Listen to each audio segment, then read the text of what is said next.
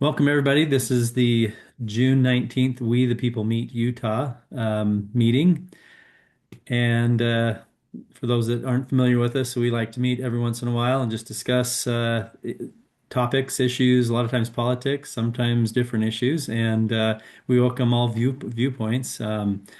Today, we're discussing the caucus system, the candidates for the Republican Party. So this time we have pretty much all Republican Party delegates and those that are involved in the Republican Party. So, because we're specifically talking about the Republican Party primaries today, we're going to do quick introductions of those that are on the call.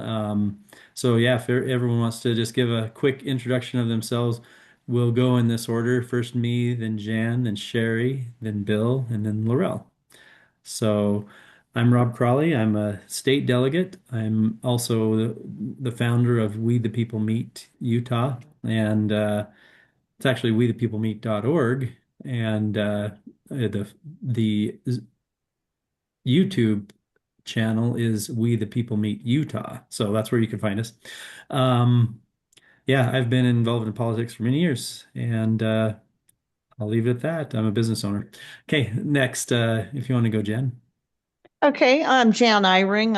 I'm precinct chair for 25 Highland '03, and it's my third term as precinct chair.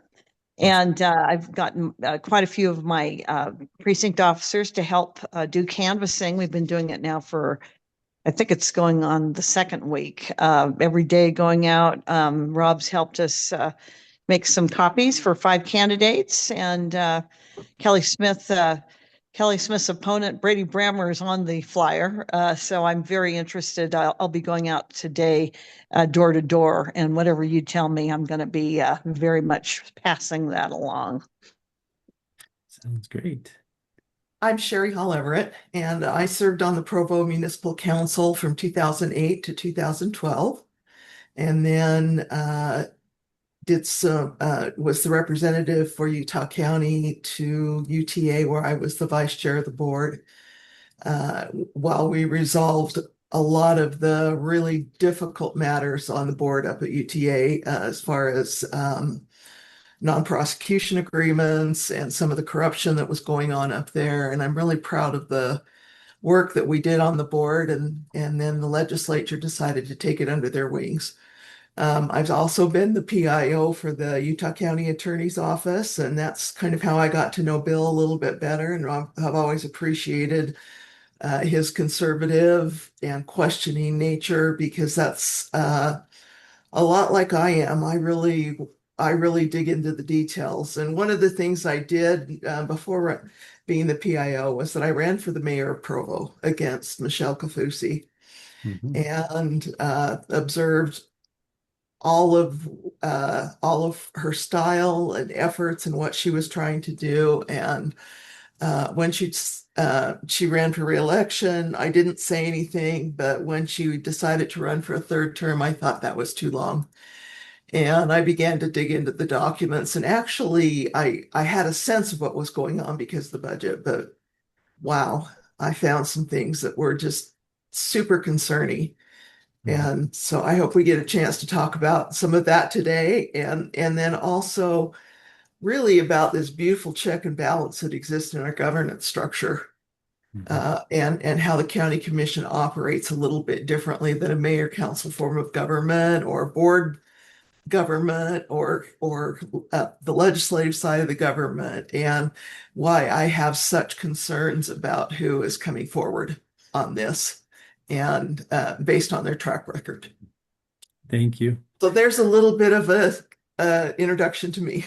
Wonderful. Bill. Yes, thank you, Rob, for putting this together, and thanks for inviting me on.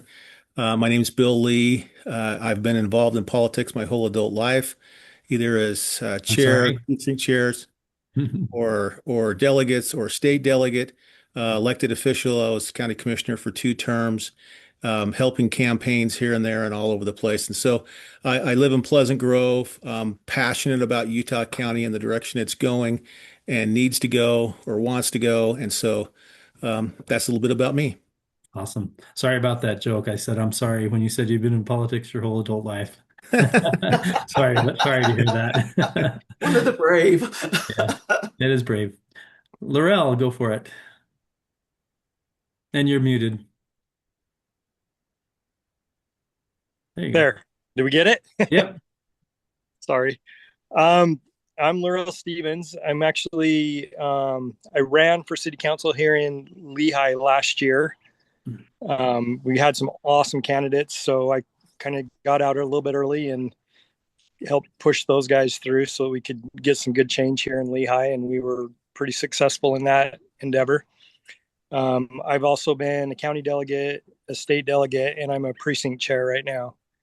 Awesome. So I had some experience with Corey Astle and Aaron Davidson, and so I think I can bring some light to that race right there. Awesome. Okay. Well, we'll jump right in. I'm going to share my screen. Give me 1 second here to get that shared. Let's see. Share. There we go. Okay. All right. Well, I want to talk a little bit about SB 54 and the caucus system really quick. I do have a history of the Utah caucus from I guess the beginning. Um, Caucuses have been going for I don't know how many years, but many years before 1937. But in 1937, Utah tried a system where instead of caucuses, they went straight to primary votes. So they went away from the caucus system from 1937 to 1947. And they found that, nothing worked as good as the caucus system. And from 1947 until really around 2010, the caucuses had been just running smoothly. I think we've been getting pretty good candidates, not always the best, but around 2010, there was kind of an awakening, and people started realizing that a lot of our representatives were not as conservative as they should be. And Bob Bennett was running for office, and Mike Lee, who touted the Constitution and conservative principles, came and won handily at the convention and ousted Bob Bennett, even though the Republican Party elite, the KSL, and many powerful people in the state were really pushing to keep Bob Bennett in power. Mike Lee won anyway, and it ousted Bob Bennett, which was really a threat to the powers that be in our state, the establishment. For instance, KSL, no matter how much someone advertised with KSL, they didn't guarantee a win at the convention because the convention is a place where people that have been selected in their neighborhoods to represent their area come together and can meet all the candidates. They can see through the facade. They don't necessarily pay attention to online ads or email ads. They can meet people in person. And it's really the most grassroots, the most people oriented, the most we the people type of system possible. But it's a threat to the establishment, to those that the incumbents that don't want to be taken over if they don't do what the people want in their area, because that's the very best way to limit terms, to have term limits, is to have people through a convention, a caucus convention, vote in a new person that is promising something the person in office is not giving them. So it really is the answer to having the people in charge. But what happened in 2010 when Bob Bennett lost to Mike Lee, immediately KSL put on their webpage that the caucus system is broken. Bob Bennett losing to Mike Lee was the best indication of it actually working, but it hurt KSL and it hurt the elite and it hurt the incumbents. So they said it was broken. So a group of people, insiders, got together. I remember Mike Levitt was part of that group. I remember Doug Wright from KSL was part of that group, met together at Alta Club, had a secret meeting where they planned the destruction of the caucus system because it threatened the powers that be. So Hey, from hey, Rob. yeah, Sorry, if I could jump in, I just wanted to clarify one thing, if that's all right yes, with you. absolutely, yes. Okay, I was intimately involved in that campaign with Mike. Uh-huh. I ran his whole grassroots program for the whole state of Utah, and the strategy from caucus to convention was in my. He actually, Mike did not win at convention. Oh, okay. Bridgewater came out with the most votes, and Mike was second. Uh-huh. We beat Bridgewater in the primary. Okay. It was, yeah, I think that's a good clarification because, those two did move on, but Mike was like 40 something percent and Bridgewater was like 58. So it was 42-58 at convention. Oh, and Bob Bennett was beat in convention before it even He got to the final two. he was beat, yeah, he was ousted at convention by those two candidates, not singly by Mike. It was Oh, those two okay. candidates that Thank you went for to the that primary. clarification. So, isn't that interesting? So he didn't even get to the finals, even though he was the incumbent. And I'll Yep. tell you, I remember people saying back then that he had been saying that our Constitution was outdated and it was written by a bunch of old people that were out of touch with our current day situations. And that kind of talk is what got him not really in good favor with the convention goers. Anyway, but that really riled up the establishment, and for 5 years after that, um, it was every day on Doug Wright's show, he would rag on how the convention system's broken, how the caucus system's broken, and it was a real. From that secret meeting they held, they gave assignments, they made sure that everyone knew what they were to do to make sure the caucus system was destroyed, and as a result, SB 54 came out of that, which makes it so that the Republican Party, against the Constitution, I mean, people should be able to meet and decide who they want for their candidates. But the SB 54 says that a party cannot choose their own candidates. It has to go to a primary if people get enough signatures. Now, what makes it so people get signatures? Money. Money is where people get their signatures. They pay for signatures. So we've gotten to a point where the voice of the people that are Republican Party uh, faithful get together and choose their candidate, and they can be overridden by someone that gets backing and money from elite and powerful to get on a primary vote. And then once it goes to a primary, it's all about the money. We've seen how much money candidates have spent this year in the primaries. Even though they might have won by a landslide at the convention, they still have to compete with people in the primary that got signatures. So I'm gonna start with Kelly Smith. Now, Kelly is a city council member in Cedar Hills. I was a city council member in Cedar Hills. I know Kelly. I've talked to her. I think she's a great person. Um, but she has gotten support from the Democrats to get to where she's at. So I will be kind of going through how she got past the into the primaries. Um, Let me see if I can find the page where I'm looking for here. Okay. All right. So I had a interview with all the candidates that are running in my local area here, including Kelly. Kelly is running against Brady Brammer for District 21 for the Utah State Senate. And I asked her point blank, and I'm going to share this video with you about when I asked her who her sponsors are. And so we'll play that real quick. Let's see. Okay. And then who has funded your campaign? So my husband and I were saving for a deck. You'll have to see we have a pretty nice view out our back. So we've been saving for a deck, and we decided to use that for this race. So right now, I have a donation from the Engineers Union, a small one. I've also got one from the Fresh Air Pack, which they work across both parties on environmental issues. And then my husband and I are self-funding. And then I just looked right before, I have 82 individuals who have donated. And I had to turn that in because it was so big as a spreadsheet to the Lieutenant Governor's office, and they have not updated it yet. Oh, okay. But those have all. So from what I got, she mentioned a few groups and a few friends that contributed to her.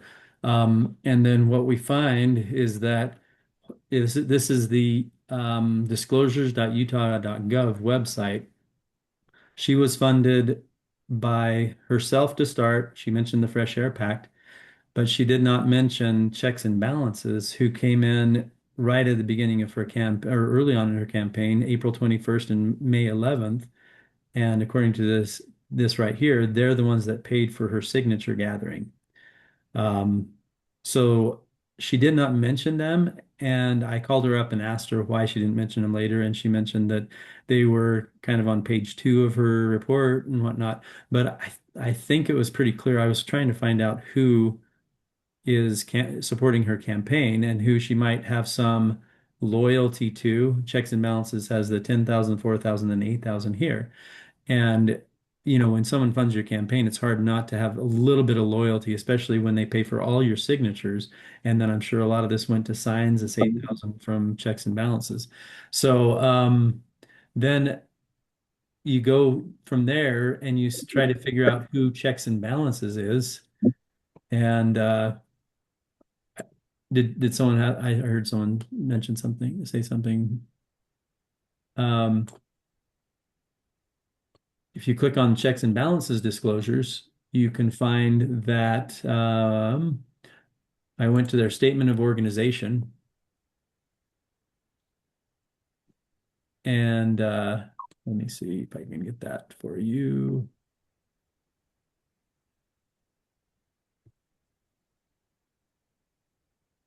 Sorry, it takes a second. Okay.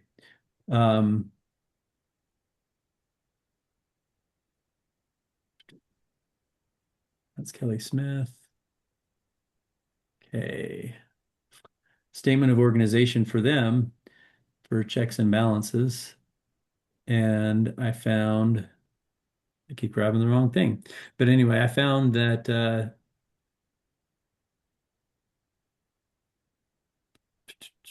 Arthur Lipson and Rochelle Kaplan were some of the largest donors in the primary for Checks and Balances. And I also found that previous mayor, Salt Lake City Mayor Ralph Becker was the founder of that. He's a Democrat.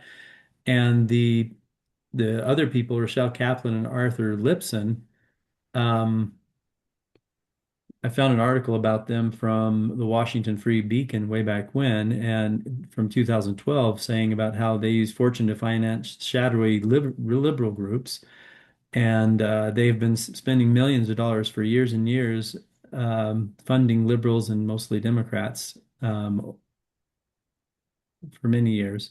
So that's who has funded Kelly's signature gathering, also funding her campaign so that she can get the different a lot of signs out. So what we're finding is that the liberal PACs are supporting Kelly, and they have more say in getting someone to the point of possibly winning a primary election than the people of the Republican Party do on the Republican Party's. Rob, can I ask you, are those, I'm on my phone, so it's kind of small print. Yeah, But are those groups outside Utah or are they inside Utah? This these checks and are balances. Checks and Balances is inside of Utah. So Okay. Okay. yeah, they Thank are you. inside of Utah, and I had one of my links was bad, so it threw me off. Sorry, I've been a little bit scattered trying to find the link because I thought I had a link to Checks and Balances, but it was Kelly Smith. So anyway, yeah, you'll find that the people that are supporting her are staunch liberal Democrats, and they're the Mhm. ones that paid for her campaign, that have gotten her into where she's at right now in her campaign.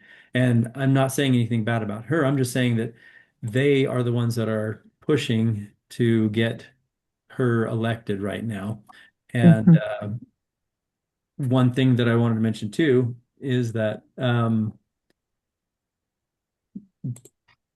of the reasons why they may have been going against Brady Brammer. So it might not be, I can't guarantee where Kelly's at. I can see who's supporting her and who's giving her all her money, but I can see why they'd be going against Brady Brammer, because if you look at Brady Brammer, he has 89% conservative rating on the grassroots 2026 chart.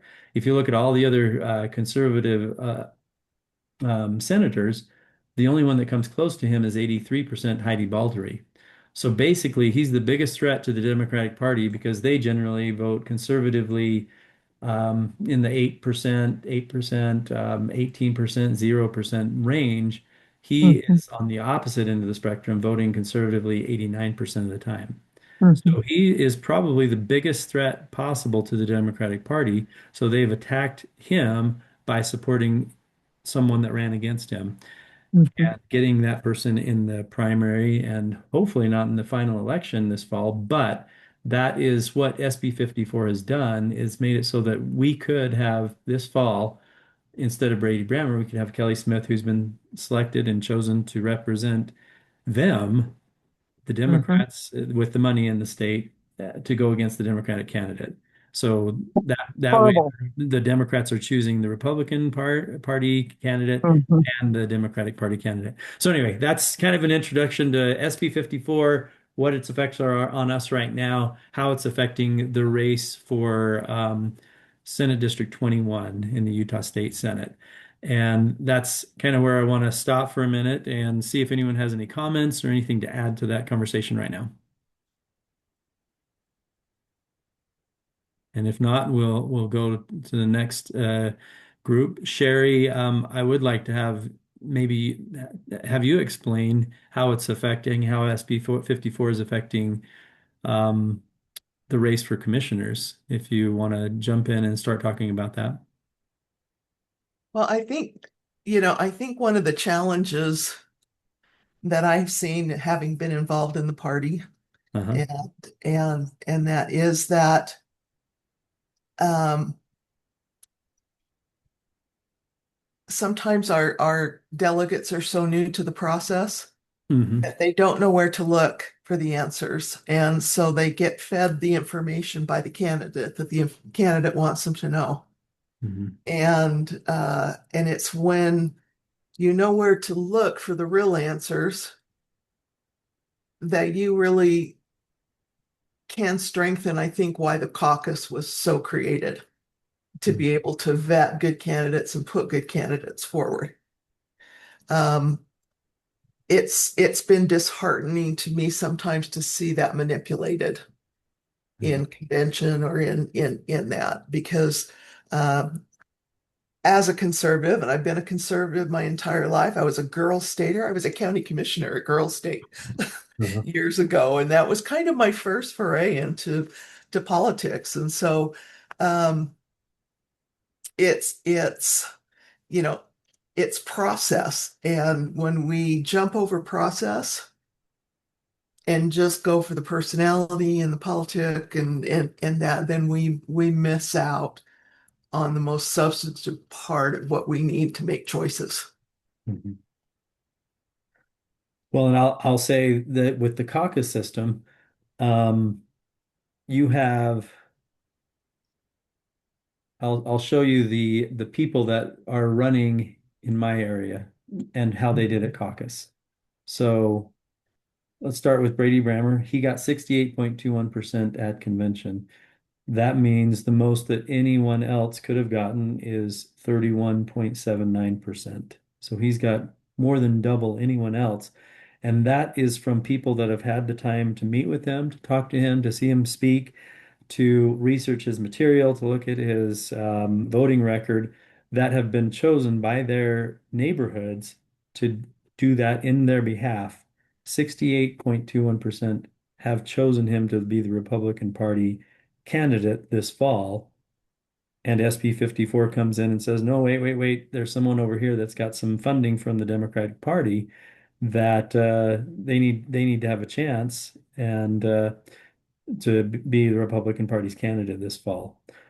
The same group, it's called Count My Vote, the same group that started the SB 54 process many years ago, Count My Vote, they made up all these false arguments about, hey, it really isn't the voice of the people because such a few number of people come to those caucus meetings. But what they fail to realize is that it's not representative of all the people. It's supposed to be representative of just the Republican Party faithful that are choosing who is going to be representing the Republican Party in the fall. The people then decide, do they want the Republican Party faithful chosen candidate, or do they want the Democratic Party chosen candidate, or do they want a third party? That is where the voice of the people comes in. and why people are trying to get their candidates that don't represent the Republican Party on the ballot as a Republican is because the people in Utah have grown to trust the Republican Party brand over the years because it is proven to be more conservative. The Republican Party brand generally does not want to increase the size of government and generally does want freedom for the individual. And the people of Utah want that in a majority of them, and they trust the Republican Party to bring that to them. And that's why that brand is believed in. And the caucus system has helped build that brand over the years because it has helped get people that have those values that represent the people conservatively, both on social issues and on budget issues. And now with SB 54, people that don't share those values are benefiting from that branding by inserting themselves in the back door of the party to represent the Republican Party, and that's very deceptive to the general public. They think, oh, if I vote Republican, I'm going to get limited government. I'm going to get uh, conservatism on social issues. And so they'll vote Republican for a candidate that may not even be conservative at all because they've come through the back door through the SB 54 method. SB 54 has destroyed the right of the Republican Party to bring people in that support its platform. The Utah County platform is amazing and it's conservative and it's just what I would believe in and most Republican faithful do. But anyway, so their false flags, the false arguments they say are people can't get a babysitter all the time to be there. Well, they can do a absentee ballot for the caucus meeting. They can tell people how they want to vote and make their voice heard prior to it. There's many ways they can influence that. But generally, if someone knows a month in advance, they should be able to get a babysitter or should be able to get time off if it's that important to them. If it's not important to them, why should they have a say in who the Republican Party um, candidate is if it's not important enough to get a day off for a babysitter or to do an absentee ballot? And in my area, I would bend over backwards to someone that truly could not make it there. But that's just an argument they say that this is not representative of the people, or that this group is on the fringes, when really it's people in your neighborhoods that are choosing you as someone they trust. That's not the fringes. That's not crazy people. They're choosing who they trust to represent them. And it's the people that are faithful to the Republican Party that show up who should have a say in who is chosen for their vote. Anyway, so that's the one local. The other one is Terry Hutchinson, Utah School Board, District 11. So he got 63.85% at convention, which meant that Tracy Nuttall it got down to 2, and in the end it was 36.15% for Tracy Nuttall. Again, less than half as much. Yet she normally would be out because if anyone gets 60% or more at convention, they are the automatic, they used to be the automatic nominee for the Republican Party. SB 54 made it so that if you got less than half the votes at convention, you just pay some people to get some signatures and you get to move on. And so that's what Tracy Nuttall did. She got signatures and so she is now in the primary, even though she won at convention, she's now in the primary.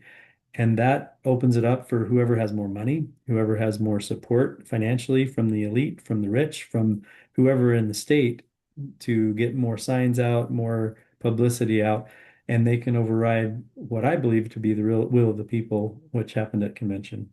Thoughts on that?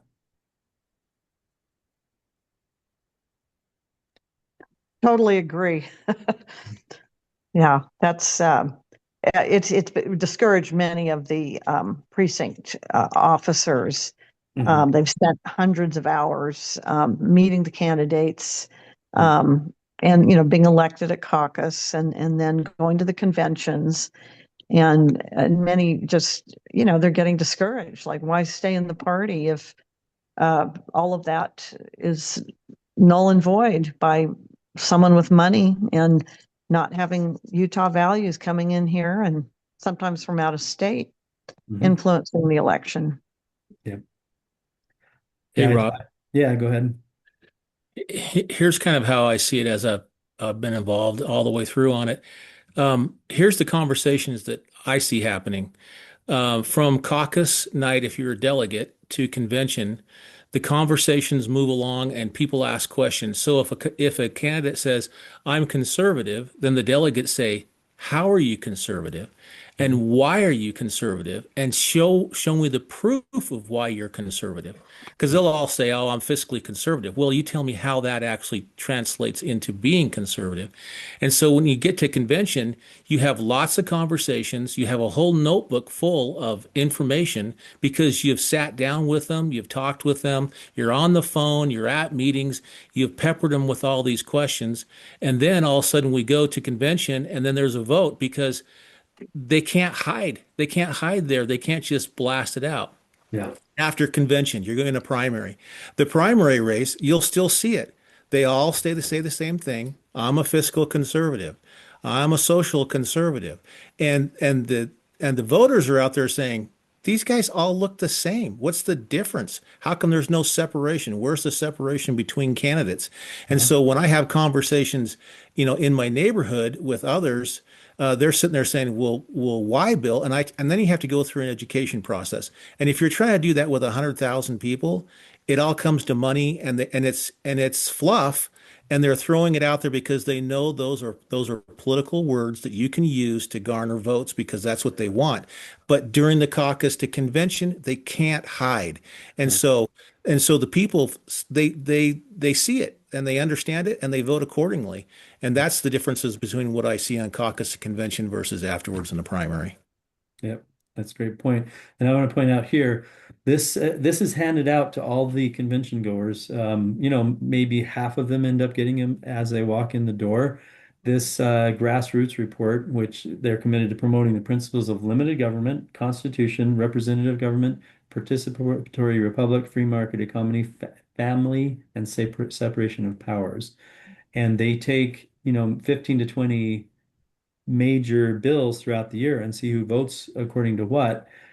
These principles are the Republican Party principles. The opposite of that is what the Democrats, whether they say they support the opposite of that, that the opposite of that is how they vote.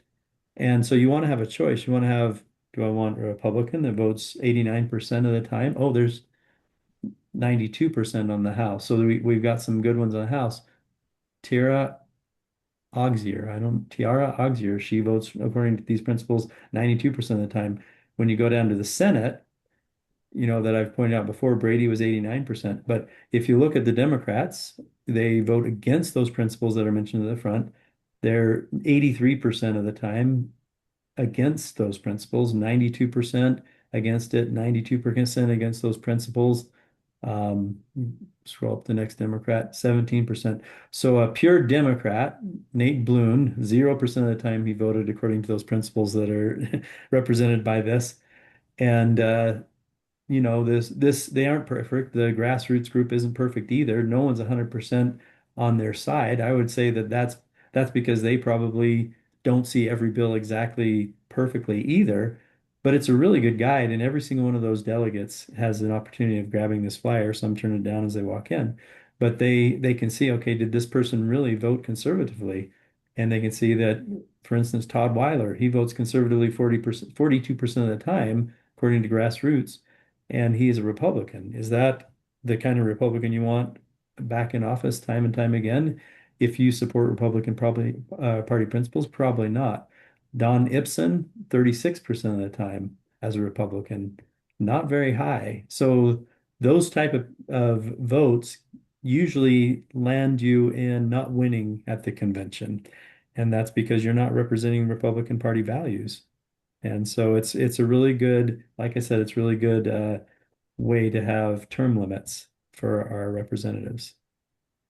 Um, and I want to go back to the flyer that I was showing before. Here's the ones that are in my area that all three out of the four of our delegates in our area supported the winners at caucus convention, and one of them did not. So we handed this out to all of the people in my area to show, and we had the other page that explained that three of us are in favor of this, of the ones that won at caucus, and here's the reasons why. and one does not agree with these candidates. But anyway, Aaron Davidson won 58% at caucus, Brent Bowles 65%. David Spencer was the closest of all the winners at caucus with only 52%. So that would have gone to a primary anyway, because he was not over 60%, so had Aaron Davidson. But 3 out of the 4 of the delegates in my area support the winners at caucus, just the majority winners. Anyway, anyone have some thoughts on the other candidates for those that are trying to decide who to vote for tomorrow? Laurel, maybe you could talk a little bit next. Do you want to tell us a little bit about what you know about these candidates or specific ones?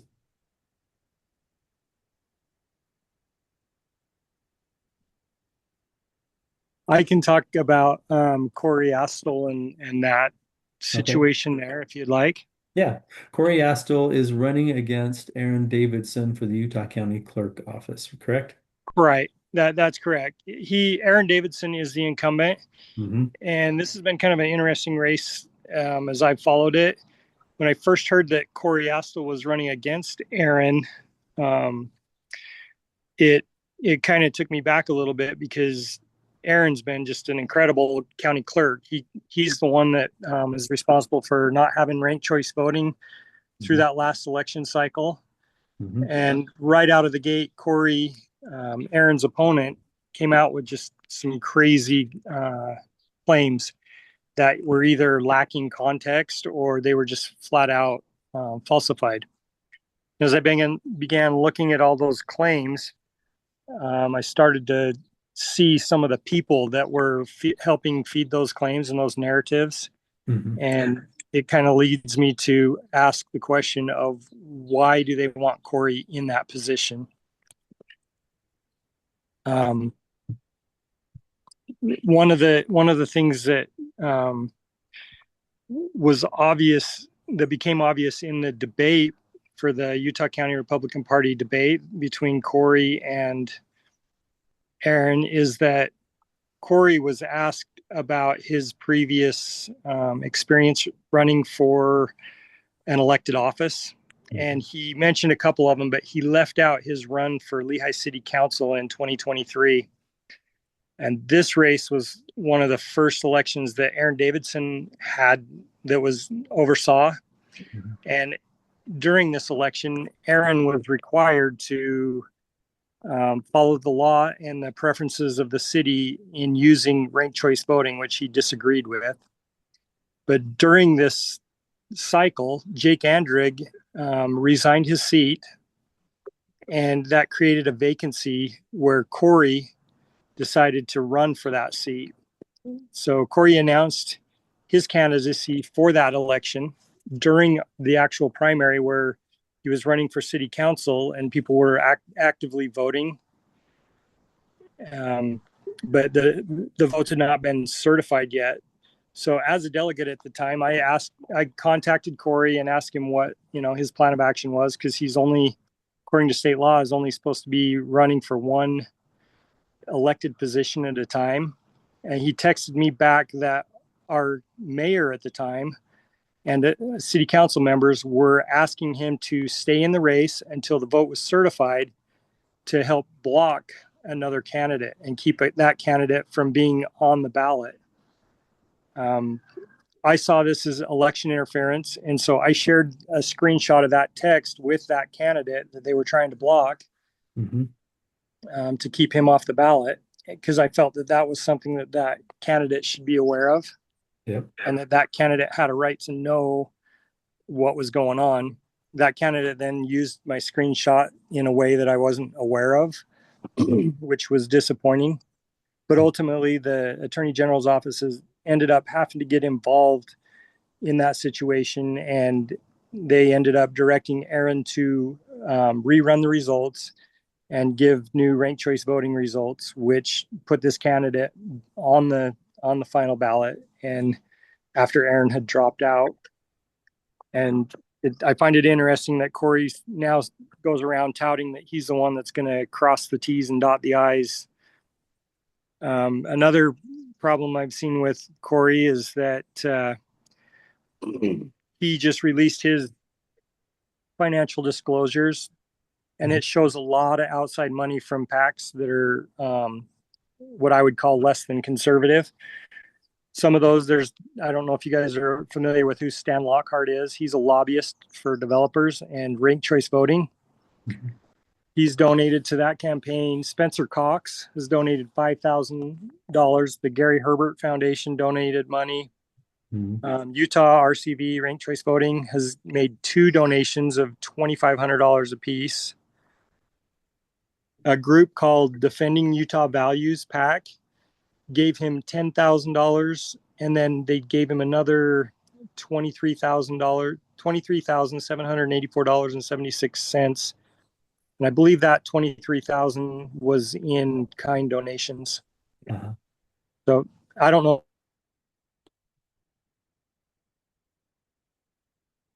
I mean, they make claims that they support conservative candidates, but after my experience with Corey and some of the other stuff that I've seen, I'm not sure that that's the actual case. And that's a lot of money. We're looking at over $30,000 to one candidate from one PAC. What was that PAC again called? That was called the Defending Utah Values PAC. Okay. He also received over $18,000 of in-kind donations from Count My Vote, which is the group we were just talking about on SB 54. Yeah. Yeah. So he just, the people that he's got on that backing him, he's raised almost $150,000, if I remember right, in donations. Does anyone know Owen Fuller by chance? Who's that? Owen Fuller. Does anyone know Owen Fuller? No. So he started the Defending Utah Values Pact. I'm just curious to see who's the donors to that. It seems like they had a donation from Friends of Corey Astle, interestingly, has donated $10,000 in March. And didn't you say that they donated back to him? That's interesting. So it's going back and forth from him. Yeah, it just kind of goes back and forth, I think, with them. They're just, yeah. All In for Utah did $15,000. There's so many entities you have to go back and forth to find out, okay, who's this? Okay, that's All In for Utah. Who's funding that? Oh, it's another PAC. It's really hard to track all this. Yeah, one PAC funds another PAC and makes it really hard to trace the money. Yeah. Owen Fuller started that one too. So it was from one of his PACs to another one of his PACs. I don't know who Owen Fuller is, but yeah, anyway, it's All In for Utah. Yeah, anyway, it's really hard to track who's what, but anyway, yeah. Thank you for that, Norel. I believe that Mike Schultz has donated a bunch of money to that Defending Utah PAC too, if I remember right. All right. Like, yeah, so that's kind of what I know. We also should mention that Astle was booed loudly at convention. Yes, he was.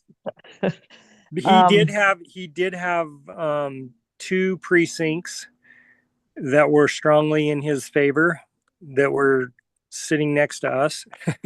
Oh, we were down on the floor, but there were 2 precincts that he had almost the full support of all those precincts. And so I think that those were the ones he lived in or ones that he had other ties with. I know that Lockhart's one of the delegates that was there at the county commission is his daughter. And she was in one of those precincts that were very supportive of Corey, and they've come out very strongly supporting Corey. And part of that is probably because his daughter lost her Lehigh City Council bid when they got to the curing the ballots from the mail-in ballots. She was ahead by like one ballot when they went to that process of curing the ballots. And then because we didn't want to lose, we put it out there and we contacted all our people that we were working with and we were trying to help with to make sure that their ballot had been counted. and if not, what the process was to cure those ballots. And we were able to get our third candidate that we wanted in there over the finish line above Lockhart's daughter. But that had nothing to do with Aaron Davidson. He was following the law, doing what he was supposed to, curing the ballots based on the mail-in ballot laws. And we were just able to get more of them cured than she did. Well, I've heard that Aaron Davidson was very transparent with the election information when Yes, people ask questions. Does anyone have any experience with that? Did he do a good job of being transparent when the ballots came into question? he's been in my experience, he's been really good about that. He came actually to a neighborhood gathering that we had before the election and spoke about ranked choice voting and the problems that it caused and the process that it takes to actually run the ranked choice voting and how it's not really a fair process for people. Like if you're voting for two candidates, but you're ranking 6 of them, there's a chance that your vote can get counted more than once, because if the person you voted for is eliminated in the first round, they go to your third round pick. Gotcha. So it I don't know. The process just is not, it's not an open process. It's easy to manipulate, and it's a good thing that we got rid of it. But looking at Corey's donation, the people that are donating to his campaign, ranked choice voting is one of them. And so I'm sure that they're trying to get that back, because that gives them more power to manipulate votes and to get the most mediocre person in there. Yep. I was going to say, as a delegate, with the 2020 election and the questions so many people had about election integrity, and Aaron Davidson's campaign promises, to really, knowing that Utah has used Dominion machines and other things. I think the delegates and Republicans very concerned that things were done fairly. I think he fulfilled his campaign promises. He made the cast vote records publicly available Aaron has been great. Utah County, and he's secured the ballot drop boxes and strengthened voter verification. So those are the really, people that we want to keep in. You know what I mean? The Brady exactly. We Brammer like that votes him. 89% of the time according to conservative principles, and Bowles that goes and is transparent with the voting so that we can have confidence that it's not a stolen election. You've heard about California, weeks and weeks afterwards, they still have absentee ballots flowing in, and sometimes they're all leaning towards one candidate. It just brings up questions. But his Absolutely. transparency is exactly what we wanted.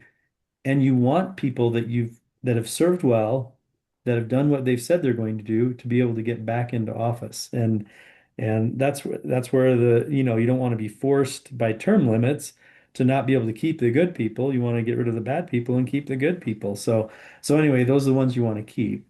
I want to change gears a little bit here, back to the commission seats, those 2 commission seats. And Sherry had written a post, and Bill, you posted it on your website or on your page. If I could, I'd like to tee it up, but I'd like to give Sherry the bulk of the time. So, when you're looking at candidates, obviously you want to look for patterns, and you want to see what they have done or who they are or how they're going to stand. It's a little easier with incumbents because they have a voting history and a voting record. Sometimes when new people come on, you have to ask direct questions. And so we did that quite heavily through the caucus and convention system. When we asked a question on taxes and property tax rates and increases, Michelle refused. She says, I will not commit to anything like that. Where Brent comes out and he pledges that he will not raise the property tax rate. So those are the types of things we look for in patterns. And when you're looking, and then of course you go back, and Sherry has got a whole bunch of information on the patterns of what I'll call the failed leadership in Provo, and what's going on. And there's a reason. There's a reason why the people in Provo did not reelect Michelle Kafusi and of course Isaac Paxman as her deputy mayor as well. And so I'll just let Sherry kind of take it from there. Thank you, Bill. I don't want this to be an attack on Michelle or Isaac. I ran against them. Obviously, I lost by a small margin, and I moved on with my life. But when she asked for the third time, I started to go back and look at the budget documents, as a good council member does, and to see how much debt that had been taken on by the city. And early in her term, she set about to get a new city center. And as part of that, she had requested from the Provo Mall developers a proposal of how to include a city center function within like the Sears box of the mall. They came back after spending, about $675,000 of their own money with a beautiful model. They figured out how to put the police in there and keep it very safe. Uh, it, they invited the police chief to come and see another project that they had done somewhere else. And they were estimating their entire cost to do that would be around $30 million to rebuild the city center, downtown Provo. They argued that, it should be downtown. It should be part of this, complex of downtown. However, by putting it where they did, they removed permanently the opportunity to have sales tax revenue, property tax revenue, lodging revenue, support the bond on the Utah County Convention Center that we're wanting to succeed, and support all of the downtown businesses in Provo and the owners, which all ships rise, right? When you create the right conditions.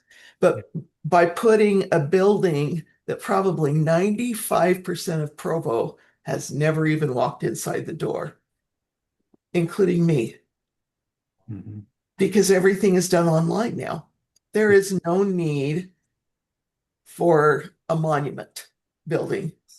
And then to top that off, through the RAP tax, they decided to direct nearly $1 million for about the dumbest fountain I've ever seen in my life. Oh no. Oh shoot. In front of I'm convinced silliness. that, so I will just say this. I've been a politician. I was a city councilman, and there is a lot of narcissism in politics. People want their name on something that will be there for a long time, that they can say, I Absolutely. built that. And they're willing to spend other people's money to get their name on that. And Absolutely. that to me And is narcissism to a T. So anyway, yeah, so you when I gotta started digging into the numbers, the first pattern that disturbed me was all of the budgets prior to 5 years before, and she'd been in office now for 8 years. All the budgets 5 years before had been removed from the city website. All the capital improvement plans had been removed from the city website.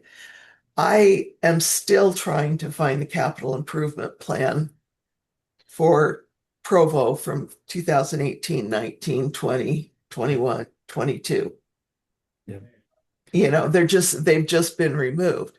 So basically Provo went from $99 million in bonded debt in a very public process to talk about rec center. We paid off the library ahead of time. And now our bonded debt is 257 million. And the excuse now is that prior councils kicked it down the road. Yeah. And we hear that a lot in politics, and it plays as a great soundbite. Yeah.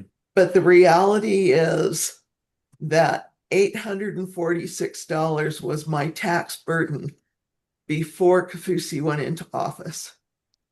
And she and Isaac pushed everything through the council. I know for a fact that they withheld important information from the council with regard to the city center and the development. And guess what? The mall has made zero progress.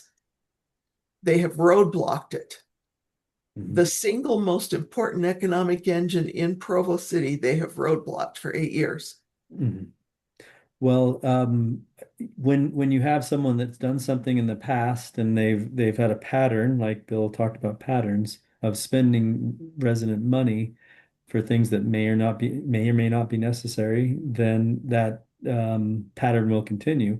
So when you look at the national debt, I think we're now about 110,000. Last I looked, I thought it was around $110,000 per resident. And you add in the county debt and you add in the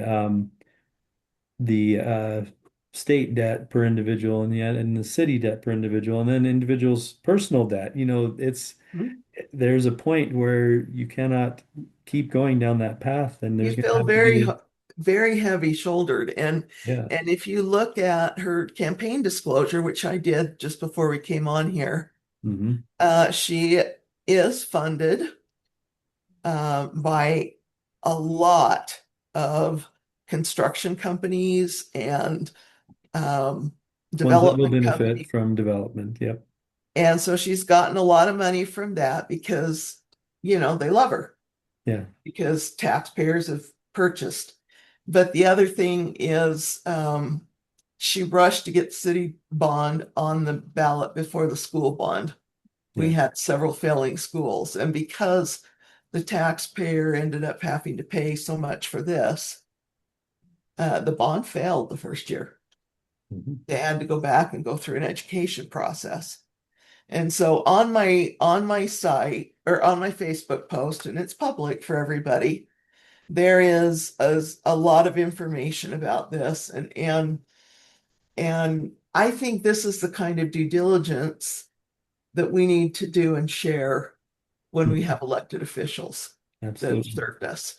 Absolutely. And it's a concern for me with the state legislature, and it's a concern for me about the amount of money that gets to flow Mhm. from the sanctioned PACs to the people in the House. Mhm. And I don't know how we recover from where we're at. Yeah. But I just know that we're gonna vote her in, and it's gonna be a mad race to build, build, build, build, build Utah County. Yeah. And you know, I think the thing that the public doesn't look at often enough is the capital improvement plan. Because cities and counties are required by the state law to develop a capital improvement plan. But if you can't find the past ones, how can you judge Mhm. where we've gone? Yeah. The last candidate we haven't touched on too much is Terry Hutchinson versus Tracy Nuttall. So I had interviewed both of them on my podcast here. It's on YouTube and the hashtag or whatever you call this. What you search is "We the People Meet Utah," and here's where the you click to see that interview. And what I found is that Terry has a lot of experience on on school boards.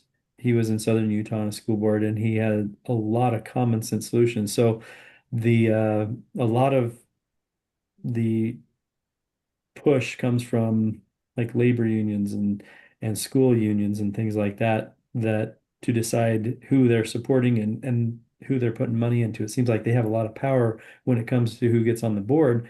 And those groups are generally very liberal when it comes to social issues, especially. They're very liberal. And he has a more common sense approach to um, all kinds of issues, like should we have schools that teach kids at a very, very young, tender age about sex in the schools? And he says, no, we should get those out of there, and a lot of the people in the school unions and whatnot, they try to argue that those things should be available to kids from early ages on, and they're slow to take them out when there's complaints and such like that. But he was very common sense about those types of issues. When I interviewed him, I thought he was great. And that really resonated with the people that represent anyone watching this. The 64% at convention says that most of your delegates out there, when they heard both sides, really favored Terry Hutchinson, which I do too personally. And so I think he's great. He's got tons of experience. He's got tons of common sense. He's not going to just kowtow to the labor unions and the school unions, et cetera. He's going to report to the people.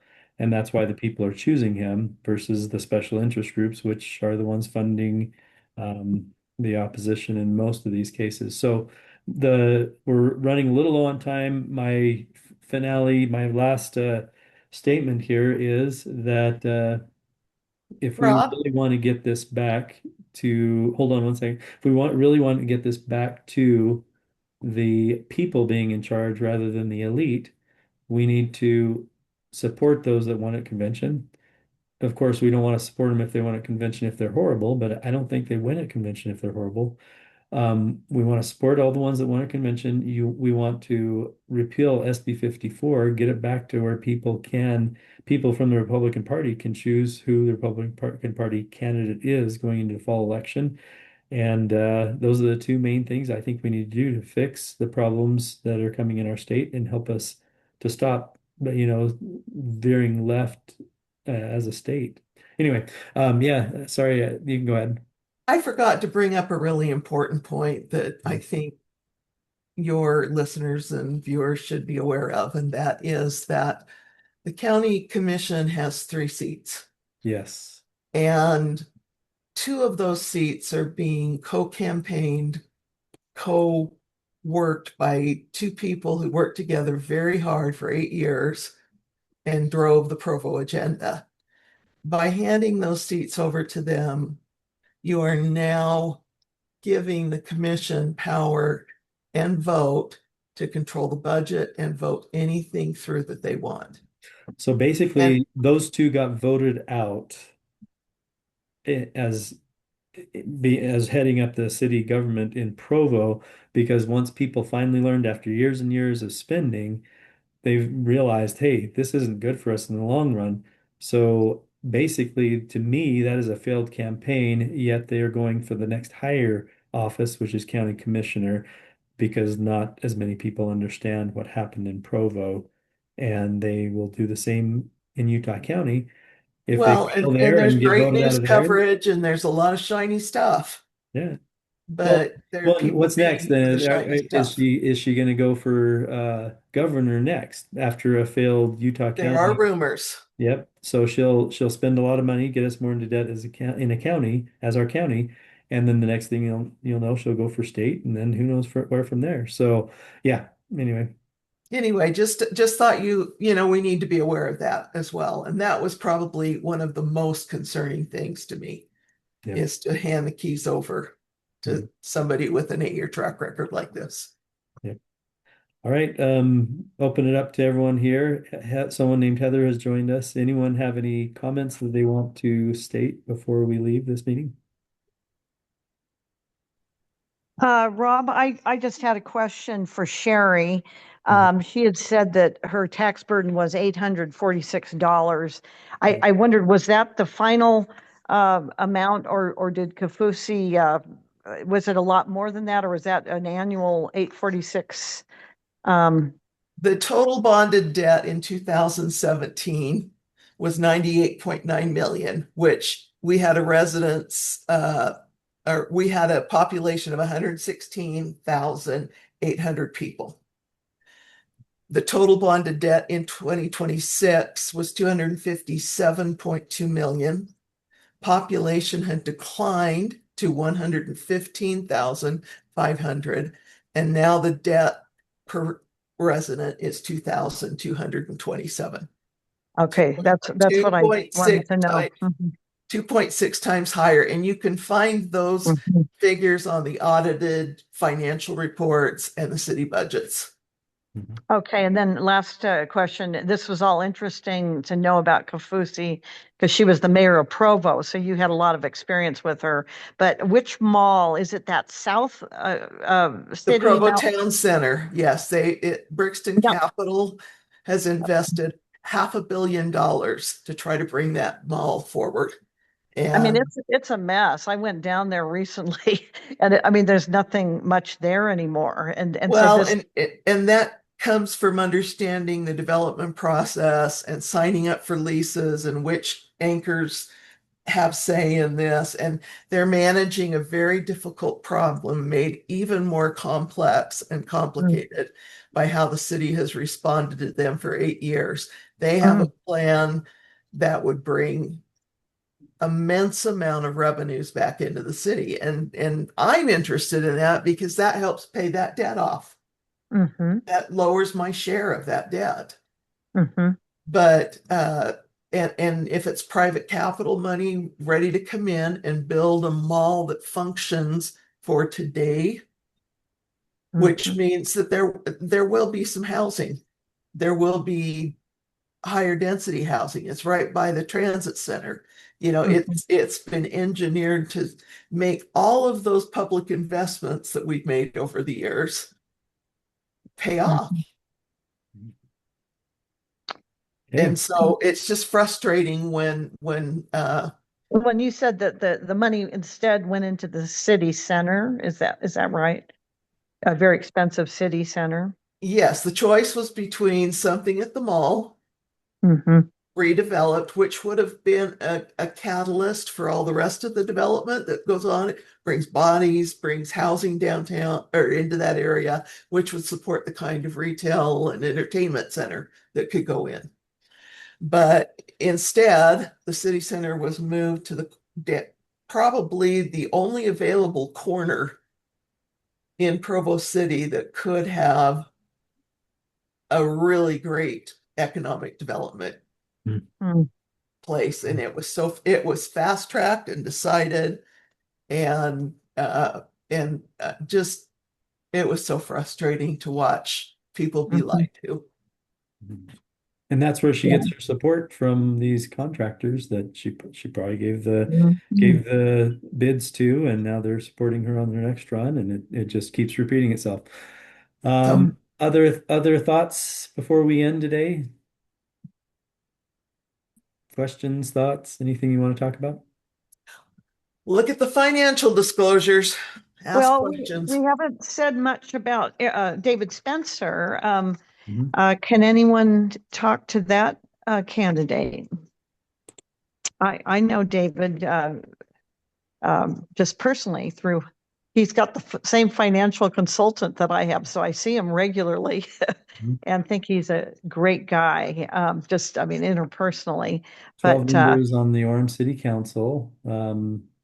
He advocates for transparency, lower cost, opposes property tax increases.